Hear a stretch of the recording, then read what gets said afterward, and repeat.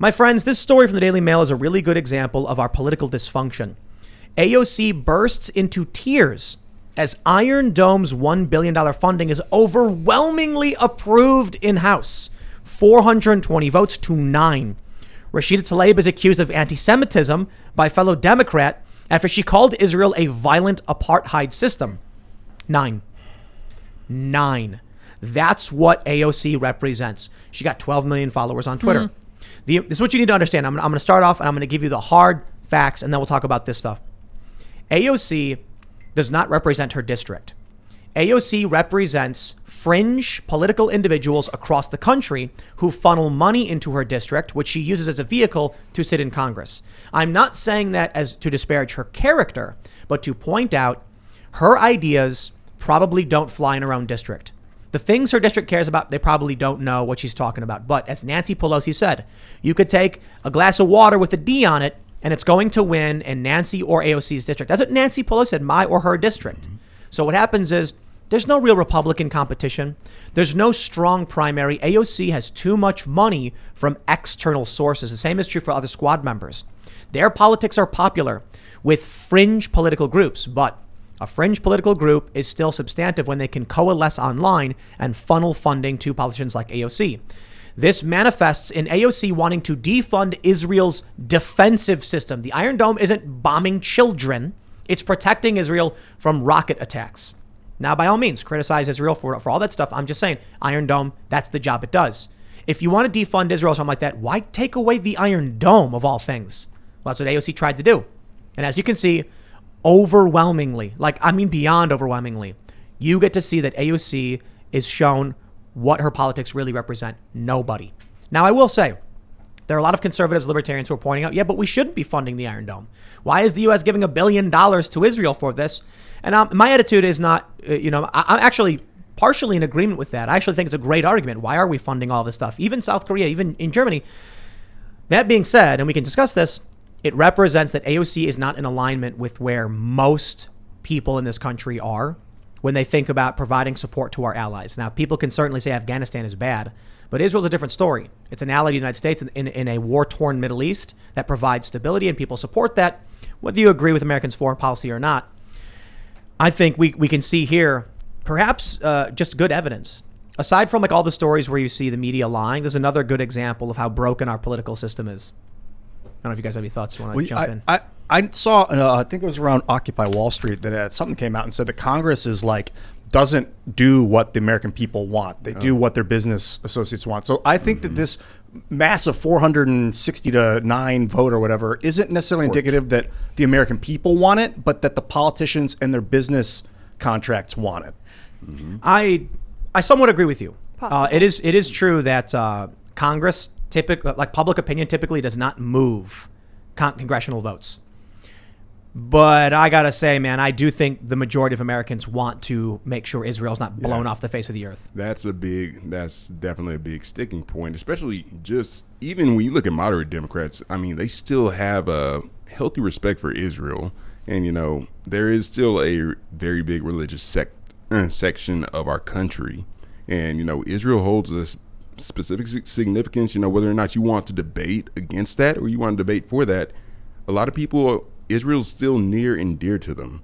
Now I have the question though for AOC: why do you want to see brown people get blown up? Why? And again, it's a mindless talking point. It is. There's a legitimate talking point in why are we providing funding, to these foreign, we should, America first is an argument, right? Yeah. We should fix the pipes in our own cities and the streets and the infrastructure but then there's there's a legitimate argument for the Middle East is horribly destabilized. Israel is a stable nation. They're an ally. Yes. I get the argument on the libertarian stuff about funding and foreign policy stuff. Okay, I get that. But we're not talking about sending in troops. We're not talking about, occupation. We're not talking about allowing them, selling weapons to the Saudis. We're talking about the Iron Dome. Now, if you want to talk about Israel being bad in terms of how what's going on with Gaza and the missile strikes, I'm fairly moderate on this one. I do think I think the real argument comes from the libertarian position, not necessarily just right wing, just the general. Why are we focused on foreign excursions? The founding father said we shouldn't be doing this kind of stuff, and we are. Okay, fair point. most Americans, I think, recognize that we have international allies and that Israel is particularly vulnerable with all of these different places in the Middle East that want to blow it up. So we provide them with military support. And out of $3.5 trillion, $1 billion isn't as much. I got to say, if you come to me and you tell me that they want to do $12 million for Pakistani gender studies, I'll be like, that's insane. If they say, we think there should be a missile defense system for Israel, I'm like, well, that I understand. Yeah. Now, I'm a bit of a milquetoast fence sitter on this one. There's a foreign policy argument versus a supporting our allies argument. The point is, AOC doesn't represent doesn't represent America in this regard. I think she doesn't represent America on most anything. She represents the fringe minority. She doesn't even go there. I mean, it's an odd position to have. Number one, that it's a defensive system, as you've reiterated time and time again. Why do you not want a nation to be able to at least defend itself? You can take the side that you want, that you side with Hamas. You think that a lot of the people over there on that side have been basically disenfranchised by the Israeli government. And again, that's the conversation to be had. But at the same time, why do you want to basically disarm a group and allow them to be vulnerable to more combat, more injuries, and proliferate the same warfare that you complain about Israel, just engaging in? That's a big issue. So I'll say this too, Ian. I definitely agree with you on the politicians are just supported by their big corporate donors and the political action committees. What do you think would happen if we defunded the Iron Dome? Oh, you'd probably see more attacks on Israel, I would imagine. I mean, that's a vague way of saying what might happen. And what will those more attacks result in with no defensive capabilities? Mm-hmm. Obviously, like death and destruction of the infrastructure. I think it's a really of the infrastructure. Yeah, the infrastructure. You mean the people will start getting killed? Death, and destruction of the infrastructure. It's kind of like a pie in the sky, kind of an ignorant thing to be like, if we stop funding it, then it'll go away. I mean, you see what cutting things out cold turkey did over there in Afghanistan, right? Again, you can say what you want. Yeah, we shouldn't have been over there, but now that we're in it, again, you cannot just leave it worse than you came in, and that's the problem. That felt like it was on purpose. Yeah. Again, I know you've said it multiple times. They're punishing the anti-war people. They're like, hey, this is what happens when America doesn't get involved. People kill themselves. Stuff happens. A lot of really great questions have arisen recently, which is really, things are getting kind of weird, right? So first, people were saying, oh, we shouldn't be in Afghanistan. What about South Korea? Or why are we there? And I'm like, that's actually a good point. I understand why we're there, because North Korea, they're still at war, and because they'd love to just trample in, and they need support. It's a good question. We went there because of basically the Cold War, these proxy wars, and why are we in Germany? Now that Donald Trump asked, and we all agreed, why are we in Germany? Let's get out. So Afghanistan, I get the idea of protecting Afghanistan, but all of a sudden people started saying, hey, wait a minute. If we shouldn't be there, should we be in these other places? And I think a lot of these places, the answer is no, we shouldn't. I think the answer for Afghanistan, no, we shouldn't. However, I think the answer for Afghanistan was don't abandon Bagram Air Force Base and provide logistics so that the Afghan army can maintain defense of their cities and not let them fall so quick. And then lie about it after they're sitting up here begging you for your air capabilities. Just a little bit, just a smidgen, maybe a drone strike here. Hold off the bad man. For once, Joe Biden, for once when you're being asked. Ran off on the plug at midnight. He did the drone strike, but he killed kids. Yeah, I'm just 10, right? 10 people. Mission accomplished. Righteous strike, guys. Righteous strike. We did it. We were asking you to use your military capabilities against the guys who are executing the Afghan soldiers, not the kids in the building in the urban environment. What is?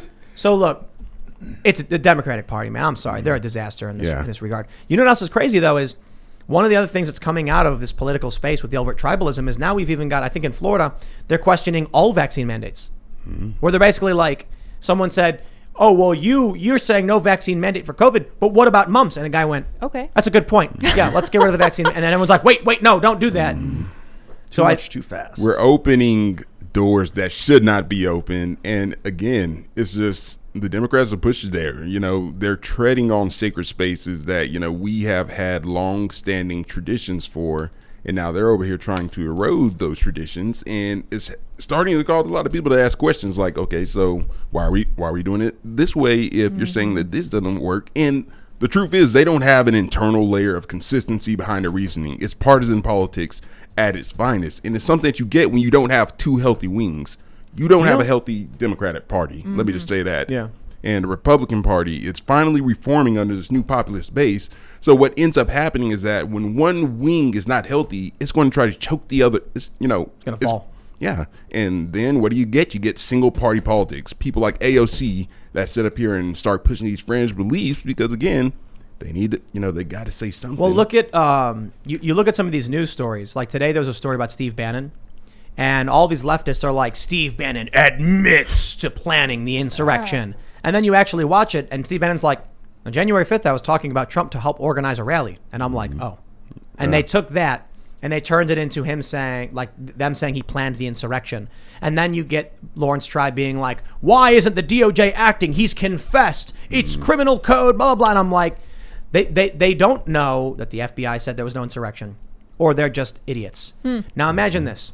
A group of people who don't know what's going on, who believe all this fake news and false framing, then going and voting on policy. Yep. For AOC, she got a cold wake-up call. Like, hey, guess what? You're in a cult. People don't want this. Look, I don't like the foreign intervention in forever wars. Israel's different. That's a rock and a hard place for me because I understand the libertarian argument of like, let's not just give funding to Israel. What's the point? And then also, we're not asking for a military occupation. We're not asking for an invasion. We're just saying like, these other countries want to wipe Israel off the face of the earth. Okay, they can get a missile defense system. I'm not necessarily a big fan of that idea, but I'm also not in the position where I'm going to be as strong as I was on Afghanistan or these other countries and be like, pull out all U.S. support for weapons and all that stuff, right? It's like, what do you do? Again, you're already in it. You got to actually go win it. But can I just say one thing? We need our top meme makers to get on it. Make a meme of AOC crying with 420 in the background. Do it. Yes. This is for American history. We need this. Come on, guys. Absolutely. Dude, I like, she's legit crying. No, I'm not even playing. Like, look at this. So she's like, being comforted. she's crying. That's crazy to me, man. Oh, God. This Israel thing is so wild.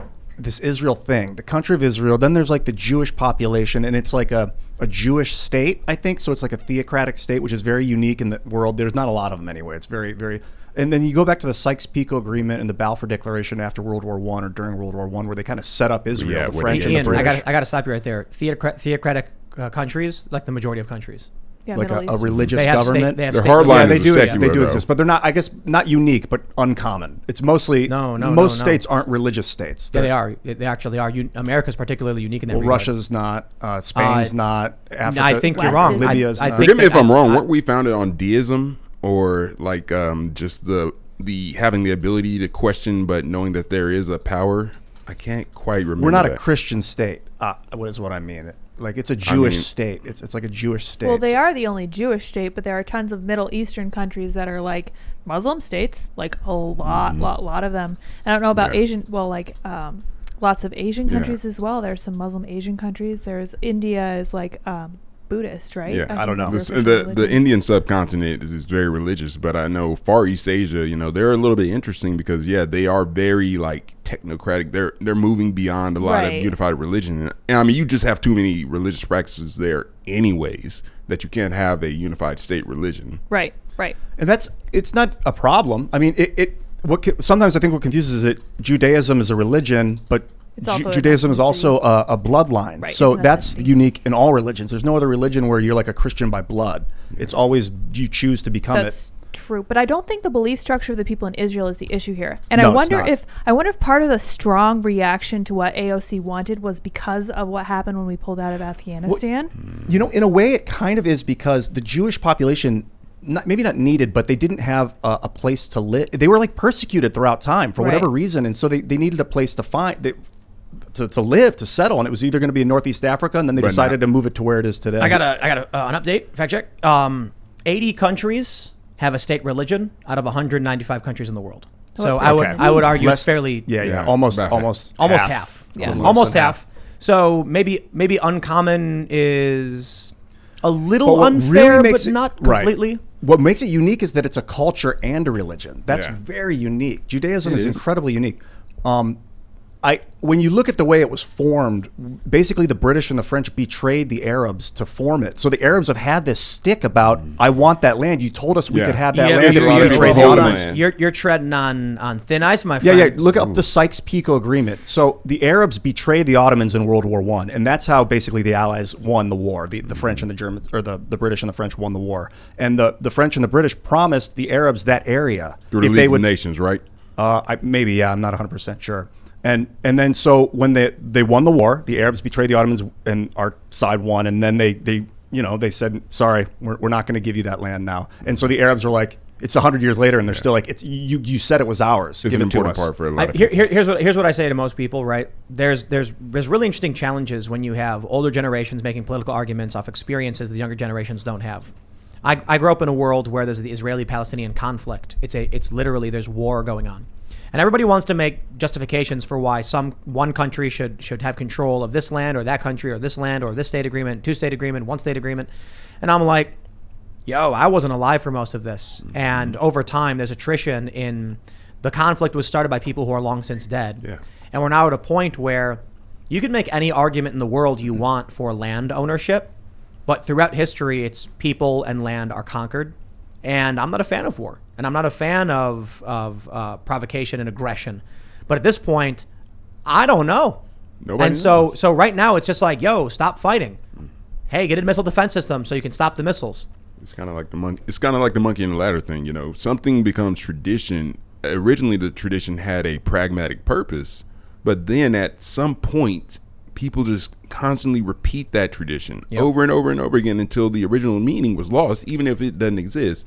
But now the question I have is, if you support Israel, but you're also fairly, conservative, does that mean that you support a post-national authority making such a big ruling, such as this land should be ceded to the Israeli? Because that's what the League of Nations is. And we fought against post-national authorities like the EU, that whole deal, trying to have this whole one world order type of thing. That's what they tried to establish back in the day. And they still want to. So do you support that? Because that's basically the argument that I hear a lot of times when they say that you support Israel's right to be a country. You say that post-national authority that's long gone, long dissolved, supersedes anybody else's claim to that land.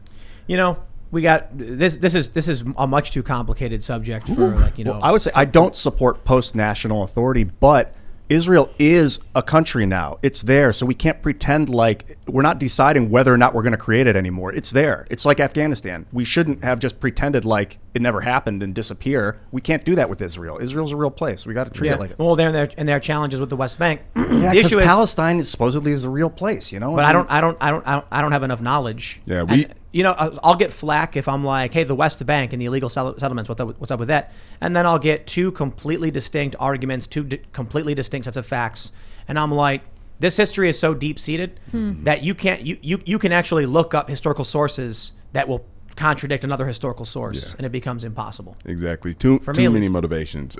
We just have to let it play out and hope, and depending on your religious predilection, pray that there's some kind of peace there. I would pray for religious tolerance among the Arab, what is it, the Judaist population, the Jewish population, and then the Arabs are Muslim, Muslim population. The United States is so wonderful with our religious, congruency that I would love to see that there. In Israel, it's like I've been to Tel Aviv. You walk around, everything's like, it feels like America almost. I mean, obviously people are speaking Hebrew and I couldn't speak a lick of Hebrew, so I was unable to shop. But I'm walking around and it was just like people going to malls and, there was food carts and stuff. It was just fairly urban and I say secular in the sense that people wore regular clothes like you'd experience in any major city. Mm-hmm. I've been to Egypt, and when I was at the Hilton, they had a casino, and Egyptian citizens it's illegal for them to enter. Mm-hmm. I've been to Morocco. Saying they have these laws. It's very, very, very different. So you go to Israel and a lot of people are like, it's a very secular place in the middle of a lot of religious theocracy. I feel like that's almost a prototype. And I know there was a lot of financial interest when it came to Afghanistan, but I feel like that was kind of the prototype for what we were trying to set up in Afghanistan, minus, again, Halliburton and all the military contractors, and again, setting up that whole Qatar-Turkey pipeline deal, having staging area over that way. Thanks for checking out this clip from the Timcast IRL podcast. If you want to see the full show, come back to this channel, youtube.com/TimcastIRL, Monday through Friday at 8 p.m., where you can leave comments and super chat, and we actually will read your comments on the show. Don't forget to like, share, subscribe, and if you want exclusive members-only content, segments you can't get anywhere else, go to timcast.com, become a member, and we even have full bonus episodes. Thanks for hanging out, and we'll see you all next time.